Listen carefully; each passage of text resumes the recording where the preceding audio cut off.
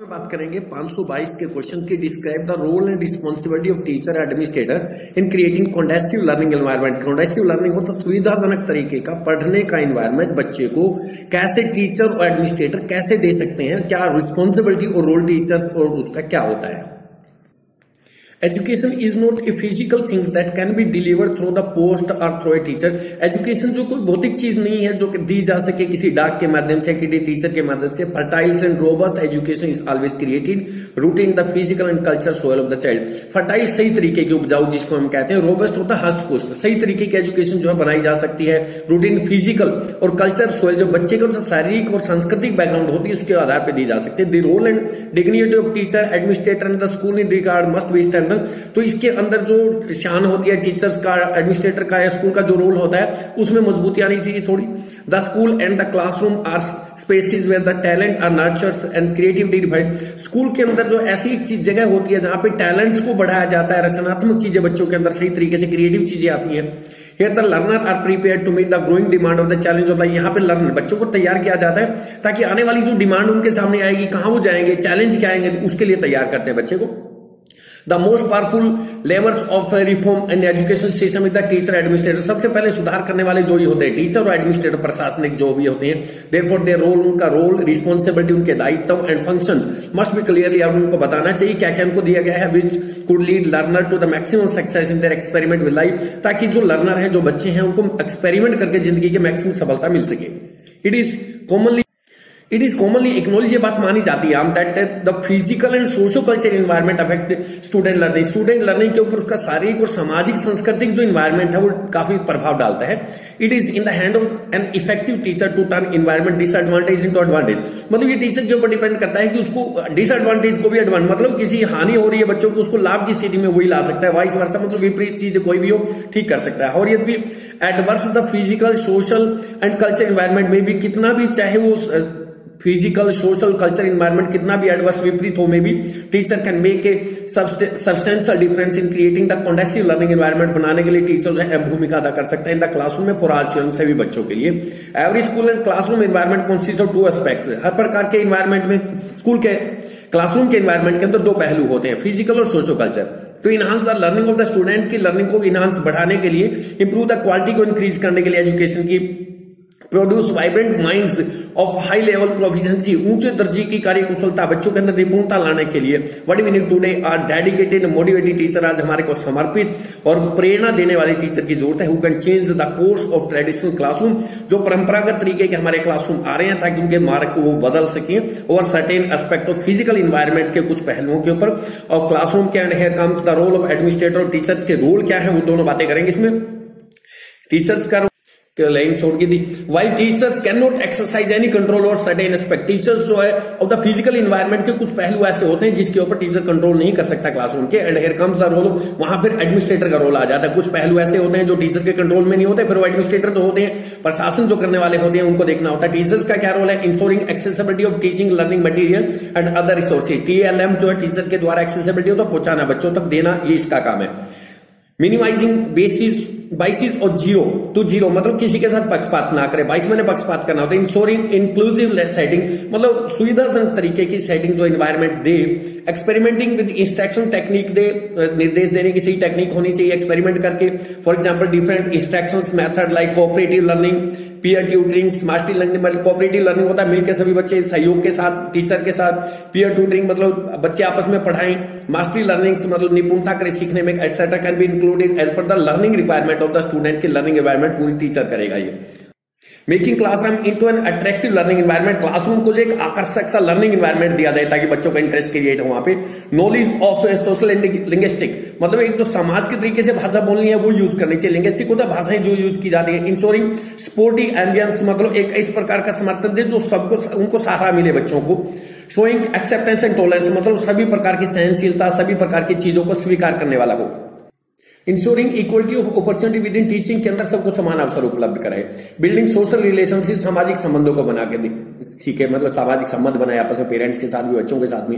A positive conducive atmosphere can be created by teacher in the classroom only when he और she respect his student, मतलब positive environment, conducive learning environment, मतलब सुविधाजनक तरीके का environment teacher जब बना सकता है जब बच्चों के साथ रिस्पेक्ट करेगा, knows one students and arrange learning experience from them to meet great expectations, मतलब उनकी जो बच्चों की रिक्वायरमेंट्स है उनके हिसाब से लर्निंग एक्सपीरियंस के हिसाब से देगा उनको, to meet the great expectation, जो आशाएं करते हैं वो, एंड अकॉम्प्लिश रियलिस्टिक गोल, और उनके जो वास्तविक गोल है, लक्ष्य है, जो उनको पूरा करने में अगर टीचर सहयोग करेगा तो making things clear for student from the very beginning, शुरू से ही बच्चों के लिए चीजों को क्लियर करता चलेगा, and on a regular basis important to earn their cooperative and set them on the path of knowledge, and on the regular basis, नियमित आधार पे, is important to earn their cooperation, उनका सहयोग लेना जरूरी है, and set them to know path of knowledge, उनको सही ज्ञान के रास्ते पे लाना, मतलब डाइवर्ट ना हो जाए बच्चे, बार बार उनको टोकते रहना, बार बार मिलते उनको कोऑपरेटिव तरीके से चले। Winning the heart of one student will play vital role, अगर किसी बच्चा बहुत ज्यादा रिगार्ड करता है, बहुत ज्यादा आप उसको पढ़ाओगे तो रिगार्ड करेगा ही, तो वाइटल रोल होता है winning the heart of one student, मतलब किसी बच्चे का दिल जीत ले तो will play vital role for teacher, के लिए एक महत्वपूर्ण इंपॉर्टेंट रोल होगा to create a conducive and positive environment, एक सुविधाजनक तरीके का और सकारात्मक इन्वायरमेंट बनाने का लर्निंग इन क्लासरूम के अंदर। द मेजर, अब एडमिनिस्ट्रेटर की बात करते हैं, उसका क्या रोल है। Administrator should promote the success of all student by collaborating with families, परिवार के साथ मिलकर चलना होगा, परिवार की सलाह लेना होगा, एंड कम्युनिटी मेंबर्स के साथ में रिस्पॉन्डिंग टू डाइवर्स कम्युनिटी, अलग अलग समुदाय की क्या क्या डिमांड्स है, इंटरेस्ट क्या है, उनकी नीड्स क्या है, एंड मोबिलाइजिंग कम्युनिटी रिसोर्सेज, और प्रेरित करना पड़ेगा जो भी रिसोर्स है कम्युनिटी के उनको। The administrator should promote the success of all students by acting and integrate his fairness and in an ethical manner, कि जो एडमिनिस्ट्रेटर होता है should promote the success of all student, की सभी बच्चों की सफलता का प्रमोट करेगा, बढ़ाएगा, बाई एक्टिंग विद इंटीग्रिटी, मतलब एकता लाके इनमें, फेयरनेस में निष्पक्षता दिखा के, एंड एन इथिकल मैनर होता है मतलब नैतिकता से काम करके। And administrator should promote the success of all student by understanding, मतलब एक एडमिनिस्ट्रेटर का काम होता है प्रमोट, बढ़ाना सफलता को सभी बच्चों की समझ के, रिस्पॉन्डिंग उनके उत्तर देके, and influencing the larger political, social, economic, legal, culture contact, मतलब प्रभाव क्या देखेगा राजनीतिक, सामाजिक, इकोनॉमिक, लीगल, वैधानिक, सांस्कृतिक संदर्भ में सभी चीजों को पहलुओं पे कंसीडर करके तब वो चले। And administrator should promote the success of all student by ensuring management of the organization, का संगठन किस तरीके से करना है उसके हिसाब से कर सकता है, ऑपरेशन चलानी कैसे, and resources for a safe, सही, सुरक्षित, इफिशिएंट, प्रभावशाली एंड इफेक्टिव लर्निंग एनवायरनमेंट, तभी मतलब प्रभावशाली तरीके का लर्निंग एनवायरनमेंट, सब सारी चीजें सुविधाजनक तरीके से होंगी, सेफ होंगी तो तभी दे सकता है। And administrator is educational leader होता है who promote the success of all students, की सफलता इसी पे निर्भर करती है, by advocating, nurturing and sustaining a school culture, मतलब पर उनको समर्थन करके, सपोर्ट्स करके, बढ़ा के, कायम करके स्कूल की संस्कृति को, इंस्ट्रक्शंस प्रोग्राम को, जो भी निर्देश देने के प्रोग्राम है जो देता है बार बार टीचर्स को, conducive to student learning and staff professional growth, तो इससे इन्वायरमेंट जो कॉन्डेसिव लर्निंग का, स्टूडेंट की लर्निंग का और स्टाफ का जो प्रोफेशनल चीजें हैं उसमें ग्रोथ होती है, मीन्स वृद्धि होती है। Administrator should promote the success of all student by facilitating the development, की सुविधाएं उपलब्ध कराए, आर्टिकुलेशन बोलने के तरीके दे, उनका भाषण वाक्पूर्ता, इंप्लीमेंटेशन लागू करे, and stewardship of the most important, उनकी गाइडेंस, उनको मार्गदर्शन, सुरक्षा दे उनको, of a vision of learning के सीखने से, and that is shared and supported by the school community, के द्वारा इन चीजों को शेयर बांटना चाहिए और सपोर्ट करना चाहिए। And administrator should actively engage in community, के साथ मिलकर चलेंगे, जो उनके साथ वेस्ट हो जाए, to create share responsibility for student and the school success, मतलब जो दायित्व है बच्चों के शेयर करे, स्कूल की सफलता इसी पे निर्भर करती है। And administrator should use multiple source of data, उसको यूज करे ज्यादा, डायग्नोस्टिक टूल्स ऑफ एसएससी, जो आकलन के टूल्स हैं उनका डायग्नोस्टिक होता है, मतलब अगर कोई चीज कमी पाती है उसको ठीक करे, identify and apply instructions, improvement पहचाने और उनको लागू करे, जो निर्देश देने हैं इंप्रूवमेंट, सुधार के लिए, स्कूल के बच्चों के इंप्रूवमेंट के लिए जो भी देना पड़े टीचर्स को दे सकता है। And administration should demand content and instructions that ensure student achievement of agreed upon academic standard, कि एडमिनिस्ट्रेटर जो है शुड डिमांड कंटेंट, विषय वस्तु क्या है, निर्देश कैसे दिए जाएंगे, इंश्योर स्टूडेंट अचीवमेंट, जिससे बच्चों की सफलता पक्की हो जाए, and agreed upon the academic standard, कहां तक का सत्र ये बच्चों का चलेगा, वो चीज सारी जो मीटिंग में टीचर्स को कहेगा।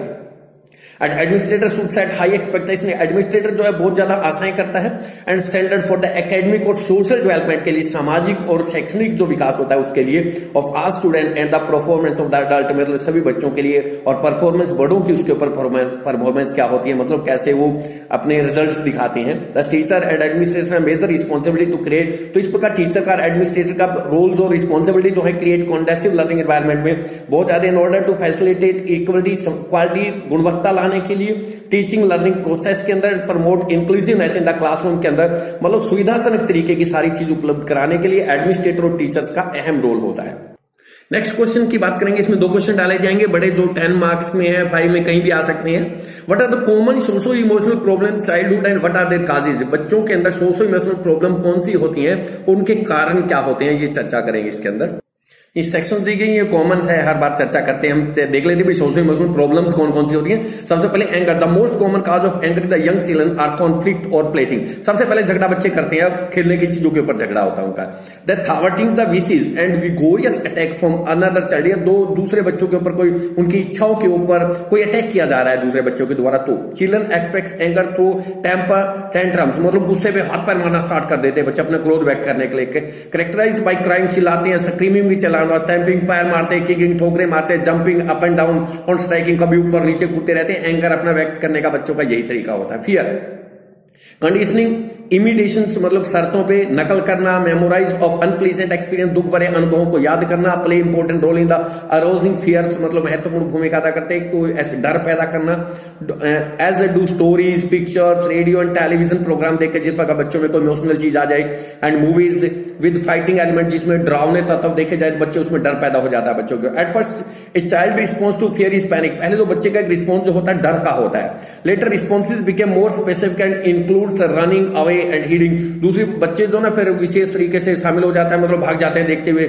छुप जाते हैं जाके, क्राइम चिल्लाते हैं, अवॉइडिंग फ्राइटनिंग सिचुएशन, को डरावनी स्थिति को देख के टलते हैं उनसे, वो डर की बात। जेलसी, यंग चिल्ड्रन ईर्ष्या होता है जिसको हम कहते हैं हिंदी में। Young children become jealous when they think parental interest and attention are shifting toward someone else in the family. जब वो देखते हैं ना माँ बाप का ध्यान जो है ना उसकी तरफ से भटक के किसी छोटे बच्चे की तरफ चला गया है, यूजुअली न्यू सिबलिंग, जब कोई नया बच्चा बहन भाई हो जाता है तो उसकी तरफ जाता है तो ईर्ष्या व्यक्त करते हैं। यंग चिल्ड्रन में ओपनली एक्सप्रेस देयर जेलसी, छोटे बच्चे जो है अपनी ईर्ष्या को व्यक्त करते हैं, और they show it by the reverting to infantile behaviour, मतलब उल्टे आ जाते हैं उस पर बचपन के व्यवहार में, सच एज बैड वेटिंग, जैसे बैड वेटिंग, गीला कर देना बेड को, प्रिटेंडिंग टू वेल, बीमार होने का ढोंग करना, और बीइंग जर्नली नोटी, शरारतें करना, शरारती होना। All such behaviour is bid for attention, ये सारा का सारा व्यवहार जो है अपना ध्यान अपनी ओर आकर्षित करने के लिए तब वो करते हैं। क्यूरियोसिटी, जिज्ञासा, children are curious about anything new that they see and they also about their own bodies, कि बच्चे जो है हमेशा जिज्ञासु रहते हैं किसी नई चीज को जानने के लिए, दे सी जो देखते हैं, also about their own body, अपने शरीर के बारे में भी, and the bodies of the दूसरों के शरीर के बारे में। Their first response to curiosity take the form of sensory motors exploration, सबसे पहले उनकी ज्ञानेंद्रियों के ऊपर प्रभाव उस जिज्ञासा को दिखाती हैं। Later as a result of social pressure की वजह से बाद में, एंड पनिशमेंट की वजह से दे रिस्पॉन्स बाय आस्किंग क्वेश्चन पूछ के उसका उत्तर दे देते हैं। एनवी भी इससे होती है, बट ये दूसरी काइंड के होते हैं, पता लग जाएगा। Young children often become envious of the ability and material position of other child, कि नो जो छोटे बच्चे जो ना ईर्ष्या करते हैं योग्यताओं के ऊपर, एंड मटेरियल एबिलिटी, जो जेलसी थी वो फैमिली मेंबर के ऊपर थी, यहाँ पे दूसरों की बात हो रही है। मटेरियल पोजीशन, कोई भी भौतिक चीज किसी दूसरे बच्चे के पास है, कोई टॉयज वगैरह है, उसको लेने के लिए। They expect their envy different, वे अलग तरीके से व्यक्त करते हैं। The most common of which is complaining about what they themselves have, मतलब by verbalizing wishes to have what the others has and by appreciating the object they envy, मतलब शिकायत करते हैं दूसरों के पास वो चीजें हैं, अपनी इच्छाओं को व्यक्त करते हैं कि हमारे पास वो चीजें होनी चाहिए, दूसरों की चीजों की प्रशंसा करते हैं, ये एनवीज होती है। जो young childrens drive joy from such things as a sense of physical wellbeing in curious situations, young छोटे बच्चे जो ड्राइव खुशी मिलती है फ्रॉम ऐसी चीजों से, सेंस ऑफ फिजिकल वेलबींग, शारीरिक रूप से ठीक होना, इन कॉन्ग्रियस सिचुएशन होते हैं, बेमेल मिसमैचिंग सिचुएशन कोई पैदा हो जाए, सडन है और अनएक्सपेक्टेड नॉइसेज, अचानक कोई शोर शराबा हो जाए, स्लाइट क्लैमिटीज, थोड़ी बहुत विपता कोई आ जाए, प्लेइंग प्रैंक, शरारतें करना उन अदर बच्चों पे, and accomplish what seems to have to be difficult task, ऐसी चीज जो उन्होंने मुश्किल टास्क था कोई करना कर लिया उन्होंने। They expect their joy by smiling and laughing, हंस के मुस्कुरा के अपना जॉय व्यक्त करते हैं। क्लैपिंग देयर हैंड, अपने हाथों को मार के, जंपिंग अप एंड डाउन, ऊपर नीचे कूद के, हगिंग द ऑब्जेक्ट, उस वस्तु को अपने आलिंगन करके, हर person that has made them happy, जिस चीज से या जिस आदमी की वजह से उन्हें खुशी मिलती है ऐसे वो व्यक्त करते हैं। ग्रीफ, दुख, young children are saddens by the loss of anything they have, मतलब बच्चे जो नाराज हो जाते हैं, दुख में पड़ जाते हैं अगर कोई चीज उनकी जो उनको बड़ी प्यारी सी चीज थी वो चली गई, that is important to them, उनके लिए महत्वपूर्ण थी।